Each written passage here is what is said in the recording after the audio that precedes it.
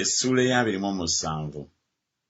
Awo Yobu n'aleeta nate olugero lwe n'ayogera nti, nga Katonda bw'ali omulamu alidde ensonga yange, era omuyinza w'ebintu byonna eyeeraliikiriza emmeeme yange, kubanga obulamu bwange bukyali bulamba mu nze, n'omwoyo gwa Katonda guli mu nnyindo zange.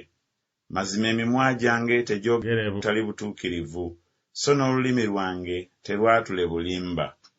Katonda akiddiza eri nze okubawa obutuukirivu, okutuusa lwe ndifa siryeggyako obugolokofu bwange. Obutuukirivu bwange mbunyweza so siibutenga, omutima gwange tegunnenyenga nga nkyali mulamu. Omulabe wange abenga omubi, n'oyo angolokokerako abenga atali mutuukirivu. Kubanga essuubi ly'atamanyi Katonda kye ki, newaakubadde nga yeefunira amagoba, Katonda bw'aggyawo obulamu bwe. Katonda anaawuliranga okukaaba kwe ennaku bwe zinaamutuukangako. Anaasanyukiranga omuyinza w'ebintu byonna, n'akaabira Katonda mu biro byonna. N'abayigiriza eby'omukono gwa Katonda, ekirina omuyinza w'ebintu byonna si kikweke. Laba, mmwe mwenna mmwe bennyini mukirabye, kale kiki ekyabafuulira ddala abataliiko kye mugasa? Guno gwe mugabo gw'omuntu omubi eri Katonda, n'obusika bw'abajoozi bwe baweebwa omuyinza w'ebintu byonna. Abaana be bwe beeyongerera ekitala, n'enda ye terikkuta mmere. Abanaasigalangawo ku ye banaaziikibwanga mu kufa, ne bannamwandu be tebaakungubagenga.